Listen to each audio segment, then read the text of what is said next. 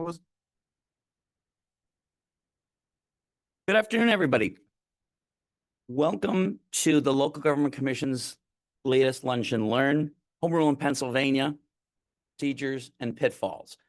Before I introduce our speaker for the afternoon, for the hour, few housekeeping details. There are written materials that are outside the door. Please help yourself to a copy. They will also be available on the Local Government Commission's website after the presentation and for anyone who might be interested who couldn't make it today. The presentation is being recorded. It will also be available on our website, again, for anyone who couldn't make it either in person or online. Questions anytime during the presentation. For the folks that are listening online, just type in your question and it'll be asked to Lynn at the appropriate time in the presentation. And finally, the last administrative detail, there's a continuing legal education form for any Pennsylvania licensed attorneys that are in the room today. Please make sure that you complete section B, drop it in the box on your way out. Just for the record, any attorney who is online, this is not accredited for virtual lunch and learn. So only if you're an attorney in the room can you complete and get credit for this presentation. And now, without further ado, I want to introduce our wonderful speaker for this lunch and learn, Lynn Shedlock. Lynn is the Director of Operations from the Pennsylvania Economy League. You have her biography out there that you can help yourself to, but just so you know, she was the lead author and researcher on the Pennsylvania Economy League's reports, It's Not 1965, State Laws Failed to Meet Municipal Revenue Needs, and Communities in Crisis, which looked at the health of over 2,000 municipalities over 45 years. Lynn earned her Bachelor of Science in Journalism from Syracuse University and a certificate from Penn State Harrisburg in Economic Development. She's a member of the Pennsylvania Economic Development Association and secretary and board member of Scranton Tomorrow, which is a volunteer economic and community development organization in northeastern Pennsylvania. Without further ado, Lynn. Hi, everybody. Hi, everybody. Can you hear me okay?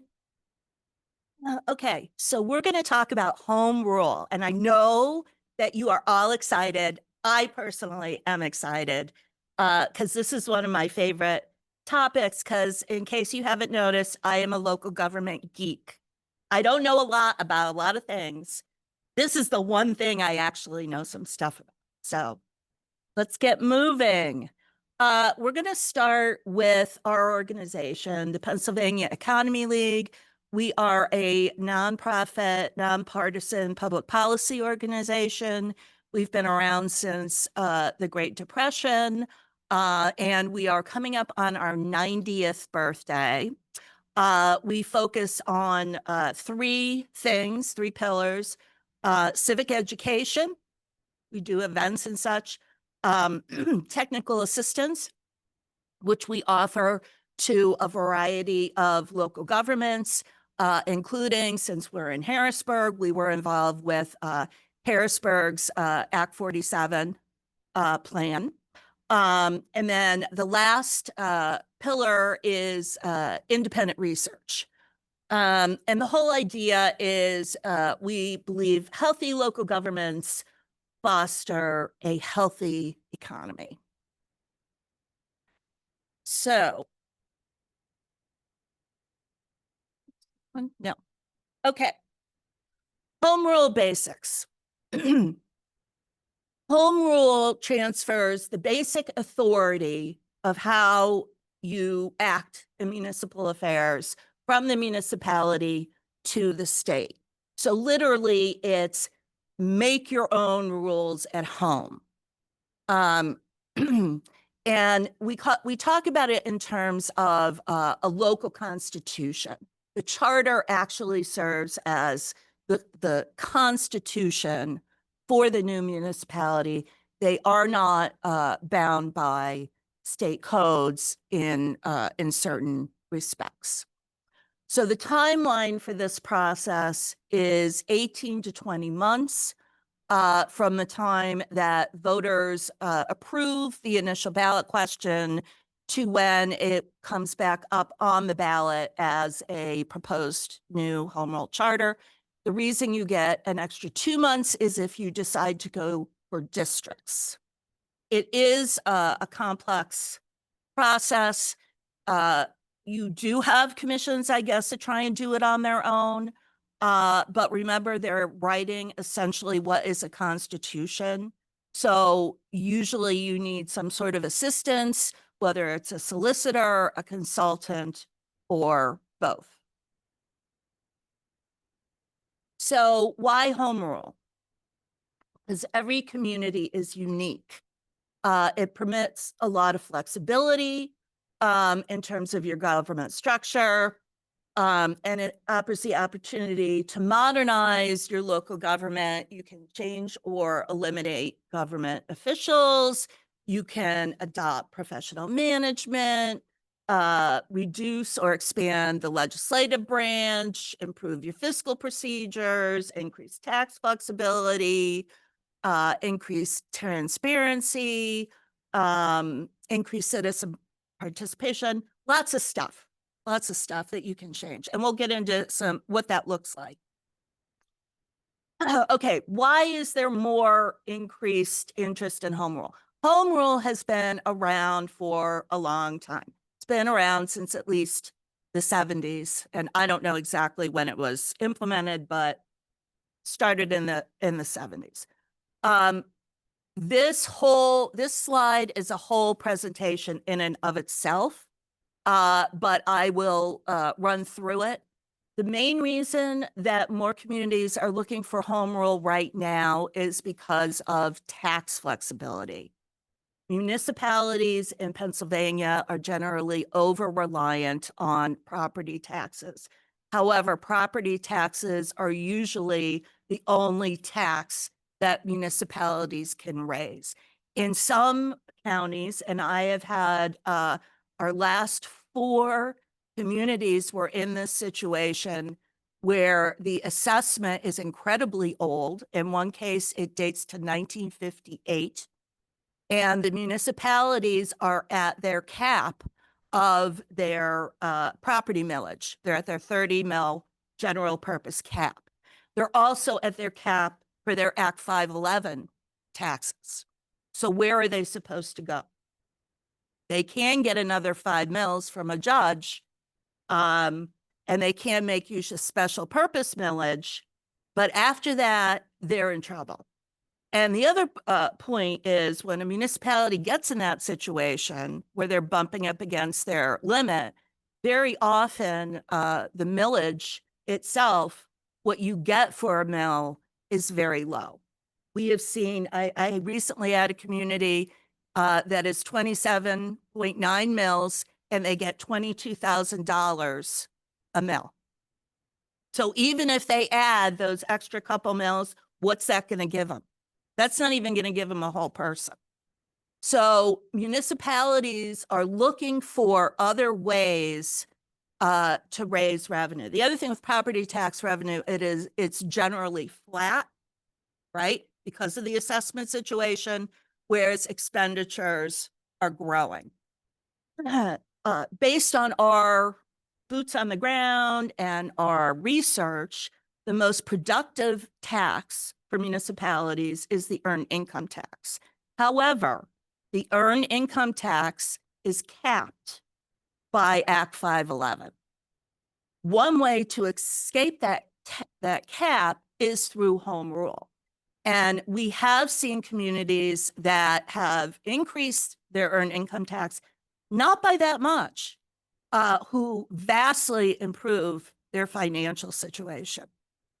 Many of our former Act 47 communities have gone through home rule.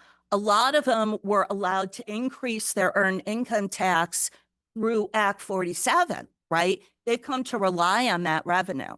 But once they leave Act 47, guess what? They don't get it anymore. That's the case right now. We're in the city of Shamokin, which was Act 47. They cannot survive without that earned income tax revenue. So they are currently going home rule. We have Duquesne, the city of Duquesne out in the western part of the state, also was long-term Act 47. We just started a project there for home rule. Okay, so one of those cities that decided to go home rule recently is the city of Lancaster.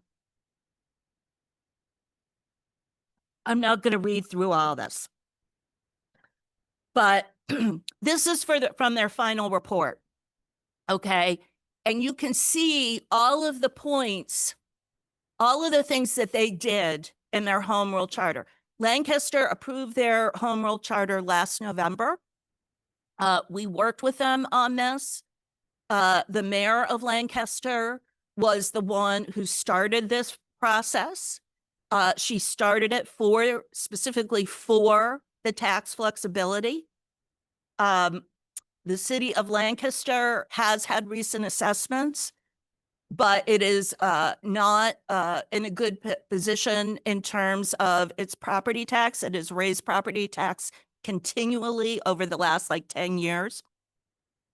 So she was looking at either can we raise earned income taxes, or we're going to once again raise property taxes and cut services. Now, you'll notice that way down at the bottom of those bullets is the tax flexibility issue. Essentially, what the mayor was telling her citizens was, we're doing this so we can raise your taxes. I'm going to tell you that's not real popular. And I will say that the commission kind of struggled with that, right? They weren't the ones out there saying that. That was the mayor. But the commissioners were not necessarily looking at it in the light of tax flexibility. Yes, they understood that. That's something they wanted to deal with. But they also wanted all these other things, right? Things like improving the financial process so that you have more reports, more reporting to council on financial issues, and thus more reporting in the public on those financial issues, tightening up the budget, creating an ethics commission, which was quite a controversial move for them. The 5-year capital budget process. By the way, it passed in Lancaster. All right. So I'm going to go through some home rule counties in Pennsylvania. And the reason I'm going to do that is because there are quite a few. There's 74 home rule municipalities in the state. There are only 8 home rule counties, so it's a little bit easier to get your arms around them. One of them is Philadelphia, which is both a county and a city, so they're a little bit of an outlier. I don't really like to include them when I'm working with we're currently in Luzerne, working on their home rule charter, because again, they're a little bit of an outlier. But you can see in terms of, you go to the elected executive, and for all of those, I'm assuming you guys are all familiar, but I will let you know again, the county commissioner system under the code is a 3-commissioner system, and then we have a boatload of row officers, okay? And the commissioners serve both as the legislative and the executive functions. So this is where you'll see where some counties have decided to change their structure significantly in some cases. Elected executive, you see several counties decided to have an elected executive. And then a couple other ones decided to do an appointed manager. Some of that goes to the idea of going towards more professional management in terms of our local governments, as opposed to vesting everything just in that commissioner system. In terms of the number on the legislative branch, the only one that kept the 3 members was Lackawanna County, which, by the way, kept most of the commissioner system. They don't have a prothonotary. There's that. But in Allegheny, you have 15, you have basically anywhere from 3 up until 15. You have some that decided they wanted to have all at large. You have some that decided they wanted to have a combination of at large and district, right? So, so you have some that put term limits in their charter. Luzerne has a cooling off period. You know who that cooling off period is for? It's for the DA and controller. You know who it's not for? The county council members. I think we're changing that. Term limits, we talked about that. Resigned to run. So those are some of the changes that you can make. Now, I want to make a point with county home rule, which is different from municipal. And I shouldn't say municipal because counties are actually a municipality, but cities, boroughs, and townships. In cities, boroughs, and townships, one of the reasons for home rule is tax flexibility, right? In counties, yes, but there's also a downside to that, right? Counties live on property tax. They don't get Act 511 taxes. And who is charged with doing reassessment? Counties. And the pressure to do that reassessment, because I think we all know that, you know, counties don't really like to reassess. It's considered political suicide, right? So that pressure to reassess comes from the counties being under a millage cap, right? They reach that millage cap. Oh no, what are we going to do? Right? All of a sudden they're pressured into reassessing so that they can maintain their services. If you have a home rule county, however, guess what? There's no cap. My taxes in Lackawanna County are, I think, 89 point something mils. They just reassessed, our assessment was from 1968. My house, and I'm not like shy, I don't care. My house went from a $19,000 assessment to $218,000. That's the difference. So there is a downside in terms of home rule and some of, you know, how we're making local government work in terms of the tax policies. Okay, here's another comparison that gives you an idea of some, you know, what you can do. And this is Berks is a traditional county. And then you have Northampton and Lehigh, which are both home rule.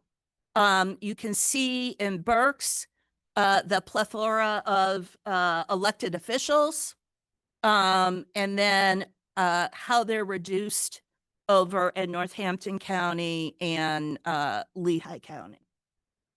And of course, the other thing is in this county model, those commissioners are full-time commissioners. They run the county. Whereas in these other models, right, the council model, that is more of that's like a part-time position with either the elected or appointed exec doing the day-to-day. I just recently did a presentation on home rule in a county that where the concern by the person who asked me to come was to have a more modern, professional government in charge of the county.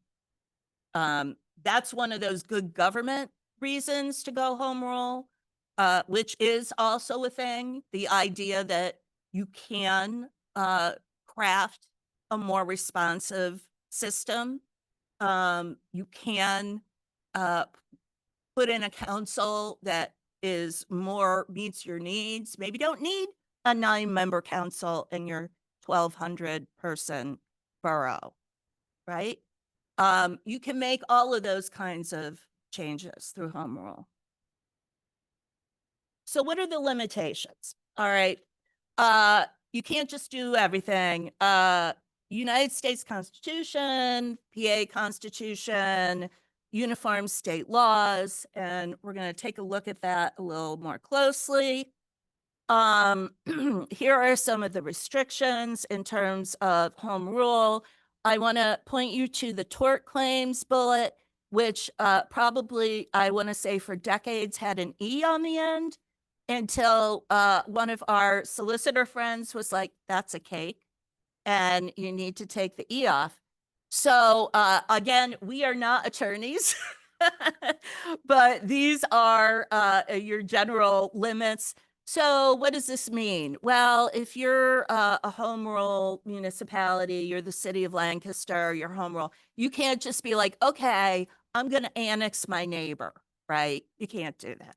You can't be like, well, we're going to just dump our waste in the stream, right? No, you can't do that. We're going to nullify all of the contracts with our police and fire. You can't do that. So there are certain restrictions to home rule. It's not just a free for all. All right, this is an overview of the process. And there are two ways to go through to initiate the process. One is through the governing body. The governing body votes to have a question put on the ballot. The second one is through a citizen referendum, and you need to get a certain number of signatures depending on your community. Once it is on the ballot, you're asked to decide two questions. First, do you want to study government and have look into home rule?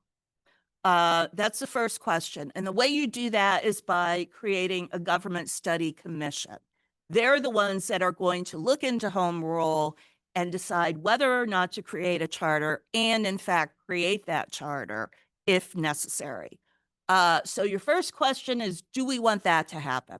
Your second question is, who's going to be on that commission? So you vote for the commission at the same time that you vote on the question, so that if it does pass, your commission is all in place. Also, yes, elected officials can be on that commission. And as far as the commission goes, remember, the commission is in charge, not the local government body. The commission is the one that is going to decide whether to move forward. The commission is going to decide what is or is not in the charter. And quite frankly, that's one of the reasons a lot of elected officials are scared of home rule, right? Because they don't control it and they don't know what's going to come out the other end.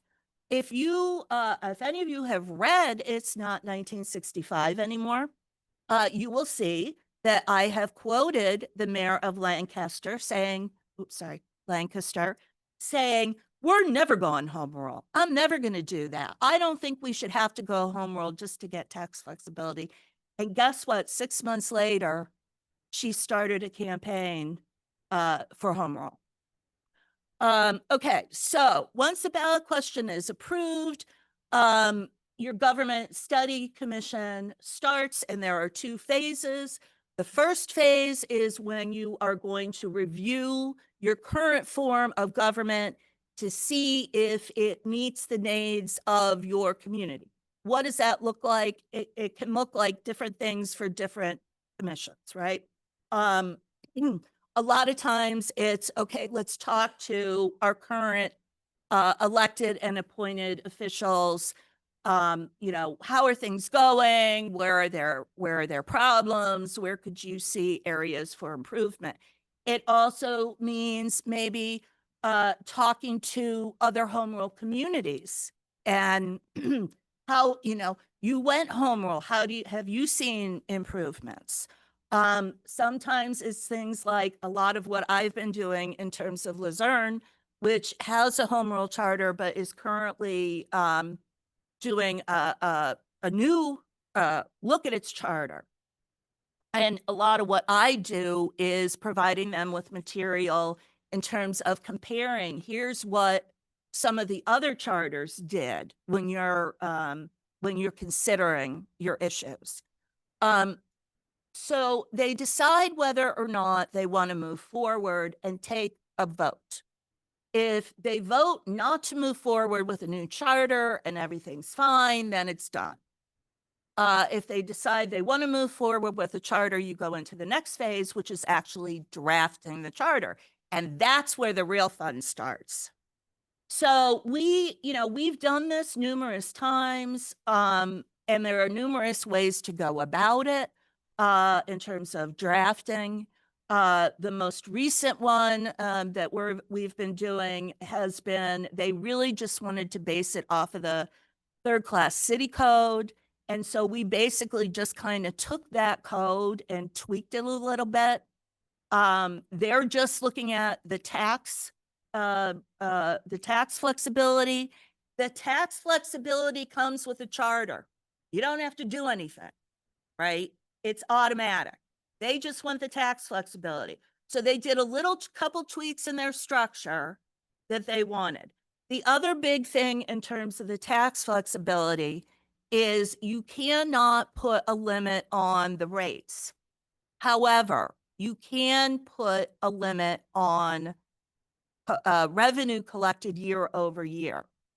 And so some of the charters, and that's usually a consideration now, will discuss whether or not they should put in some sort of limitation and then what that should be, right? Should it be 5%? Should it be 8%? A lot of your community gets antsy with the idea that there are no caps. Personally, I don't get antsy because in my experience, politicians are loath to raise taxes and only do it when it's absolutely necessary. But that's a consideration. So absent the ability to put in a cap, a lot of them are going that revenue route.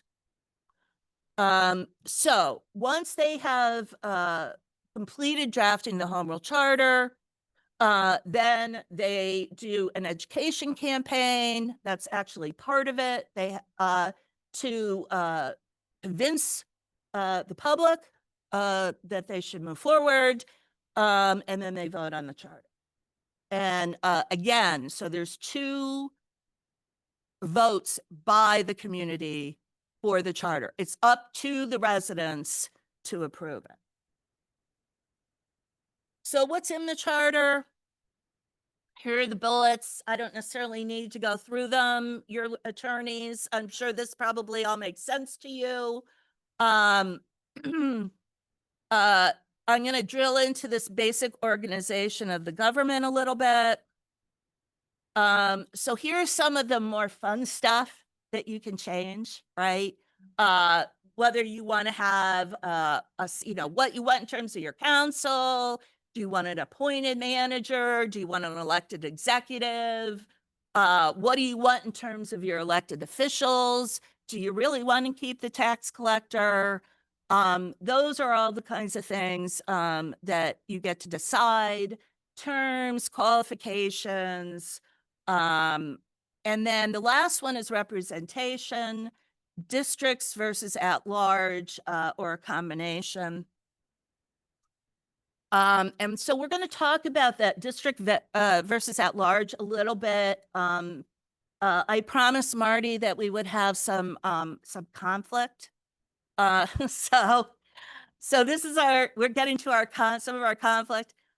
In the city of Lancaster, there was a very, very big discussion about districts versus at large, which sort of threatened to derail the whole process. And there were very firm believers of both sides. And then there were some people in the middle. And it went right up until the very end. And it ended up that the people supporting the at large were the ones that prevailed. But in terms of the districts, there was a sector of the city that had more of a minority population that felt that it had been underrepresented. And there was a very, very big push. The main reason why it got through was because some of the individuals that were on the fence were ultimately reassured, convinced, I don't know what kind of word you would like to use, that this district issue could be revisited in a few years. Here's another one. This is a county conflict, which is going on as we speak. I'm going to take a little sip of my drink for this one. It does not have vodka, but it probably should. Okay, so Lackawanna County, one of the two Democratic commissioners resigned February 24th. This is Matt McGloin, the former football player, who allegedly resigned to go take a football job, but then, oh, wait, never mind, I don't want the football job. But then, oh, wait, never mind, I didn't really want to be commissioner anyway. So he's not commissioner. He's gone. So we had two conflicting procedures here. Lackawanna County is home rule. It went home rule way back in the 70s. And I will tell you how old this is when I looked up their administrative code, which is, of course, written after the home rule charter. The administrative code was all typewritten. So it's old. The vacancy procedure is 3 candidates picked by the party, appointment by the judges, and as long as it's not the last year of the term, you have a special election. So why would you do this? Well, first of all, there are only 3 commissioners, right? And some of the other counties, and frankly, in cities and boroughs, they can handle their own vacancies because they don't just have 2 people who are, could be on opposite parties, which is the situation here. So and the other thought when you're doing charter is we want it to be broad, right? We want to have representation. So and it is also, in fact, a political process, right? So we go to the party. Now, some people might not like the idea that it goes to the party, right? If they feel that, the party is too political or something. But there is a logic behind that, right? It goes to a broader group of people. They pick 3 candidates. They don't get to pick the person. Those go to the judges. The judges get to make the appointment. And it's a panel. Again, more people looking at all of this. Special election. So ultimately, unless it's the last year, it's supposed to go back to the voters. So very expansive, open process. This process is being pitted against the county code vacancy procedure. More specifically, 2019's Pennsylvania Rule of Judicial Administration 1908. And apparently under this, and it's a little bit confusing, so I'll do my best to keep it simple. So under this, the appointment would serve the remainder of the term, so there's no special election. So guess what? Everybody's suing everybody. The remaining Democratic commissioner did not like the 3 picks by the county party, because guess who one of the 3 picks was? The woman that he had fired when he took office, who's apparently the front runner. So he sued to have the judges follow the county code vacancy procedure using the county solicitor.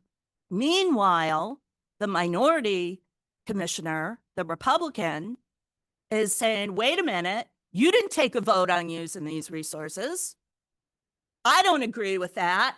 And I'm going to take my minority solicitor, because they all have their own solicitors, I'm going to take my minority solicitor and I'm going to sue because you didn't vote on this and you don't have the right to use county resources. Then the woman that was the front runner sued because she said all of a sudden these bad stories came up in the press about her, and she's like, you're dragging my name through the mud and I'm suing. She got kicked out. The judges did not allow her to be involved in this suit. The latest is that oral arguments were held, and there will be a decision in terms of which procedure. Now, there's another little wrinkle in here, and I want to say thank you to my local government commission buddies who helped me untangle some of this in terms of what was going on with the laws. Back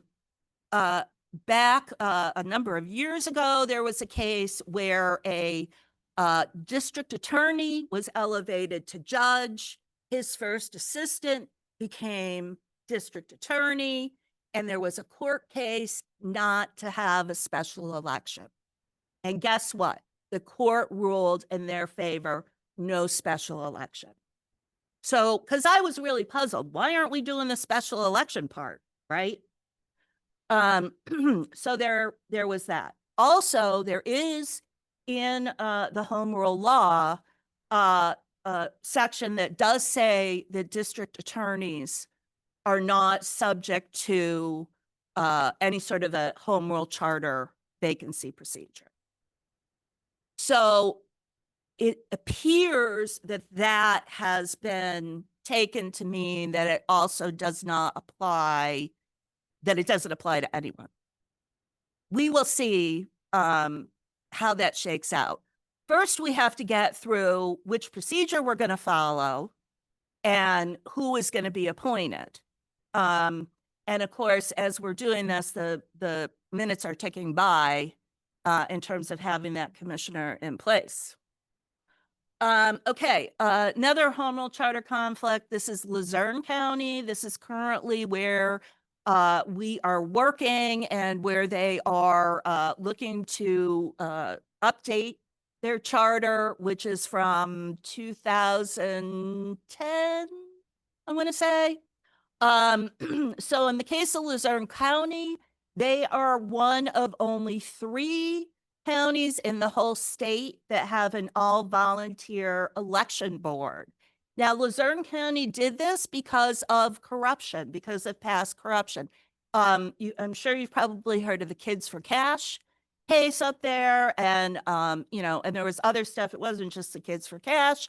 So they decided that they were not going to have any elected officials on their election board. And as a matter of fact, this came up again with the current charter, and the public resoundingly said in public comments that they do not want an elected person on this board. So what is the problem?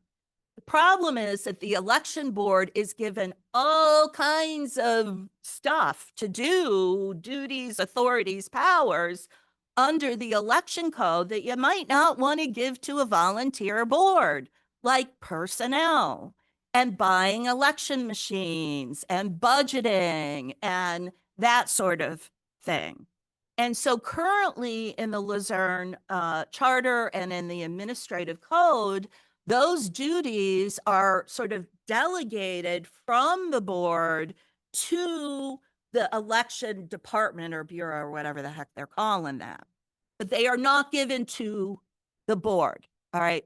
This contrasts with Delaware County, which also has an all-volunteer election board, where those powers are specifically given to the election board. Things like entering into contracts, right? They're involved in the budget procedure. So what has this meant for Luzerne County? Well, if anyone has seen anything about Luzerne County Election Board, a lot of problems. There has been a lot of, loggerheads about who's in charge. One of the most recent ones being the drop boxes in the last election, when the manager hires the election department people, right? She's the manager. And she said, we're not going to have drop boxes because that's expensive and it's a security thing. And no, you can't do that, right? And the all volunteer election boards, like, wait a minute, yes, we can. And of course, the state ruled in their favor. So this is, we've discussed this a lot in terms of how we're going to move forward. But there is, no matter what you do, this is a tricky issue, right? With having this volunteer board trying to, follow out the election code. Okay, so that's what I have for you.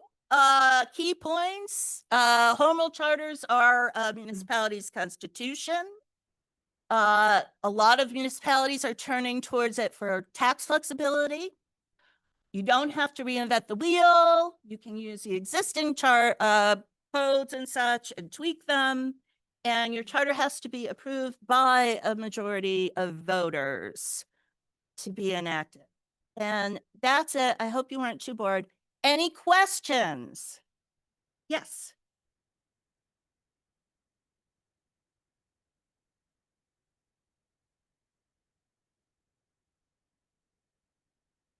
Quick question. One that comes up a lot. If a municipal code is amended and that language does not explicitly state applies to home rule municipalities, does it automatically apply to the home rule municipalities that would fit in that classification?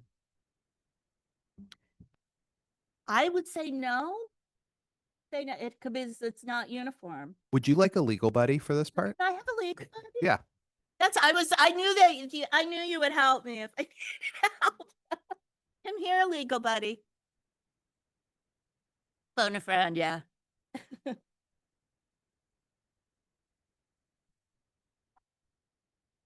Okay, so the place to go for this is to look at the home rule law directly. The home rule law has the touch me nots, which are the things that are never the subject of home rule, like organized labor issues, business regulation, things along those lines. And then there's a categorical rule that says that whenever a statute applies in every part of the Commonwealth, that's something that home rule can't touch. Now, generally, when you amend the municipal codes, that doesn't automatically have any context for a home rule municipality, because take for example, let's say that we took the bid limit in contracts for a borough and changed it to 25,000 instead of the current CPIU sliding scale. That wouldn't change anything for a home rule municipality, because a home rule municipality could already adopt a different set of contract rules.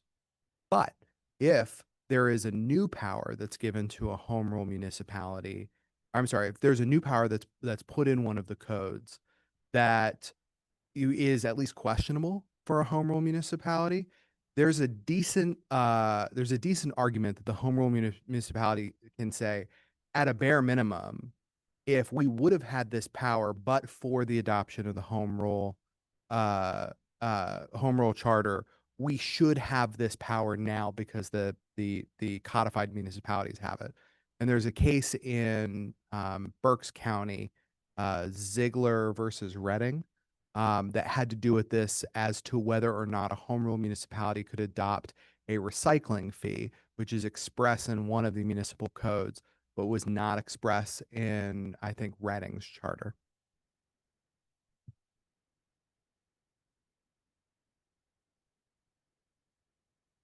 I didn't come here to argue with you. No, it makes me feel. I came to be your buddy, Lynn. Any other questions? No. Oh, Representative Madsen. yes.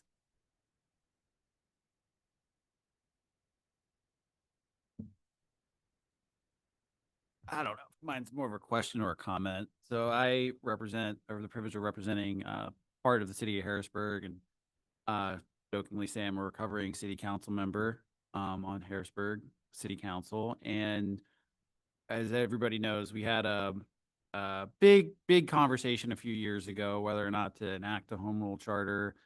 But we ended up in our ICA agreement, which we're still sort of working through.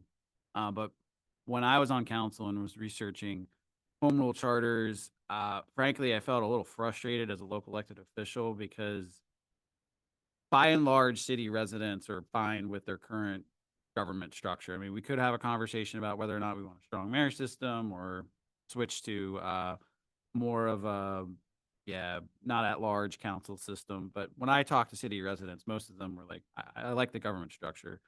So the only reason the city really wanted to pursue it was to get the inflated taxes. However, trying to explain all these steps to residents was very difficult. And then also you kind of alluded to it in your comments that when you're pitching it and you're saying, well, basically we need to do this so that we can raise your taxes or keep them, or at that time, I think keep them at the current rate. People were making the conclusion to say, well, if I vote no on this, then you won't raise my taxes, or you won't have to lower them. So I guess what I'm trying to say is maybe as policymakers, can't we develop a system or frankly just reform to allow our local municipalities to just have more taxing flexibility so that they can problem solve the way that they need to versus having to go through, frankly, a very convoluted government restructuring thing that they might not even be interested in the first place. All of these communities are very complicated. They're very nuanced. Some places like a city of Harrisburg, it makes sense to have an inflated commuter's tax because in theory, our population size doubles before telework took off. But during the regular business hours, our population size doubles. So asking commuters to pay a little bit more so that we can pay for police and fire makes a lot of sense. Now, I know that might not make sense for another municipality. So I guess what I'm trying to say is, why not, or what are your thoughts on just separating the government restructuring reform to like the taxing piece? And let's just, your point, it's not 1965 anymore, just giving our municipalities the toolkits they need to pay for government services. I'm so glad you're here. Yeah. And I'm so glad to talk to you about this because you guys are the only people that can fix this. Home rule in terms of tax flexibility is a Band-Aid. It's the only Band-Aid or one of the only Band-Aids that we have. And that's why it's used. It is not necessarily good. One of the problems in terms of home rule and earned income tax and the fact that you can raise it. Yes, you can raise it, but that also means that you're only raising it on your population. And in a lot of cases, when we're talking about these, third-class cities, we're talking about urban boroughs that are the ones that really need this help. They're also the ones that have generally the poorest population, the lowest land values because their housing and such is generally very old. So yes, we would much prefer to change the system than to force municipalities to do this. And that's what I was talking about with the mayor of Lancaster, right? She didn't want to have to go through. And I'll tell you what, we went through, it was not easy. It was not. And we did think at some points that it was possibly going to fall apart. So I absolutely, and anytime you would like to have a conversation about, possible fixes, we are happy to do that. And the other thing I would point you to is the 1965 report, where we do have recommendations at the end, all of which currently exist in the system. And one way or another, they're just not available to all the municipalities. Okay, thank you. Thank you.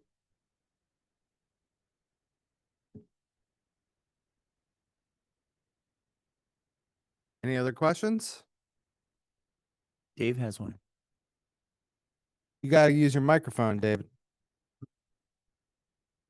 Lynn, I'm interested in two facets of your presentation.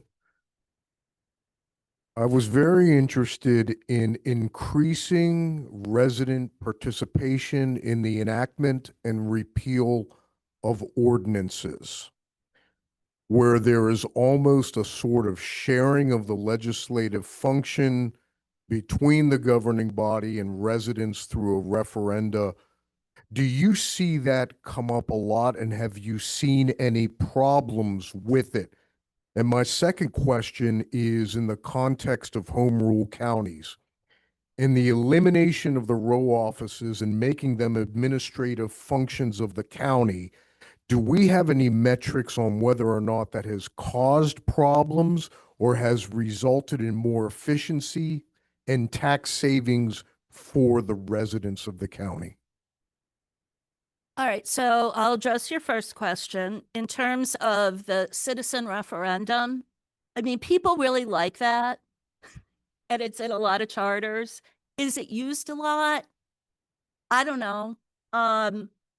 Actually the one time where I saw it used was in the city of Scranton, which is in fact which is a home rule charter city. Many years ago when it was Act 47 and the unions were against the Act 47 recovery plan. And they actually got a referendum on the ballot through the home rule charter process.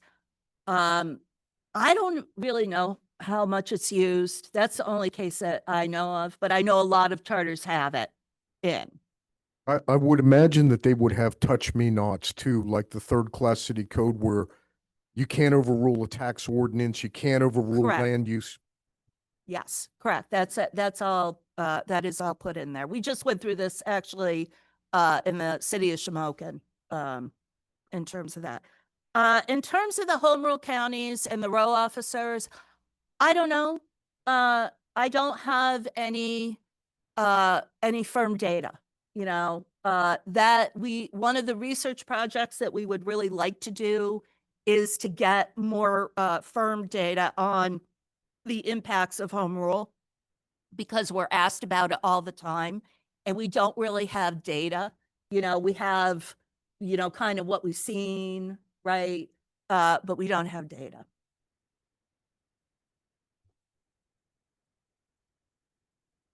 Then I have one with regard to home rule counties in Pennsylvania. When you were explaining about the one particular Lackawanna County, I hate to pick on northeastern PA, but Lackawanna County, when they had the astronomical tax assessment increase just recently, was that more a product of because the county went home rule, or was that more a product of kept kicking the can down the road for so many years? It would seem to me that because they never picked up the issue when it should have been picked up and kept pushing it forward so that the commissioners did not get finger pointed with having increased the taxes, that's why now some counties have astronomical tax increases, such as the one you cited.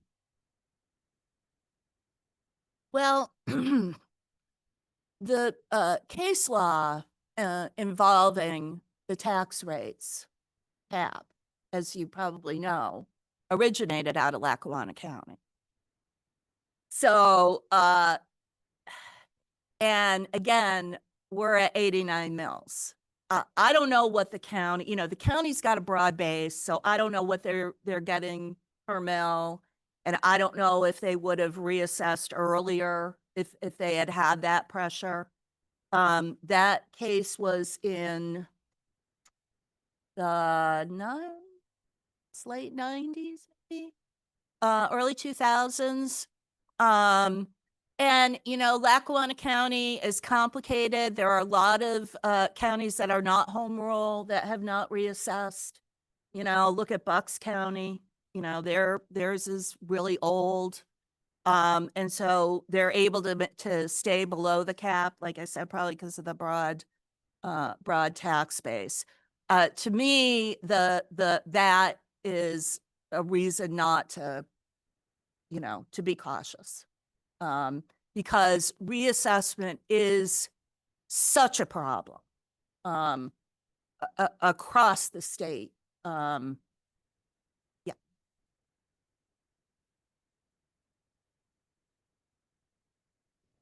Lynn, I have a loaded one for you. Okay. Aside from the procedure and aside from increased tax flexibility, the onerous nature of the procedure, can you articulate any advantages to remaining a codified municipality as opposed to a home rule municipality?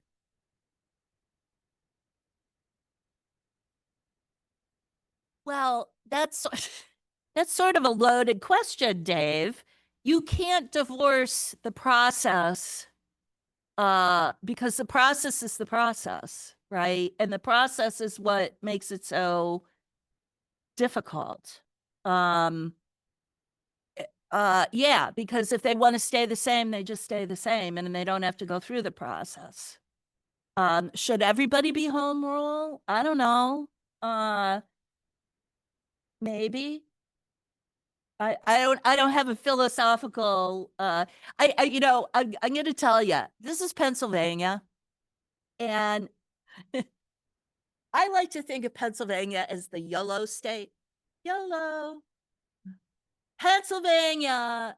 I go to all these municipalities. They're all different. They're all slightly different. There's hardly anyone that's just like the regular straight code, right? Their optional plan or their commission or they're doing or they have a this member council, a 5-member council or a 7-member council, or they use their tax collector where they have one and they don't use them. Do you know what I mean? So there's a lot of flexibility even without home rule right now, I think, in terms of the current system. This gives you a lot more flexibility, but again, you do have to go through what is a difficult process to get there. And if you're happy with your government, you know, half of it is looking to see whether it's okay, right? If it's okay, then you don't need to change it necessarily. Chris, do we have any virtual questions before we conclude? Nope. Lynn, with that, I want to thank you very, very much for coming to speak with us today. You offer a wealth of information, and we will have anybody who wants your information. It'll be online. This will be videoed online for anybody who couldn't see it today. On behalf of the Local Government Commission, Lynn Shedlock, thank you. Thank you.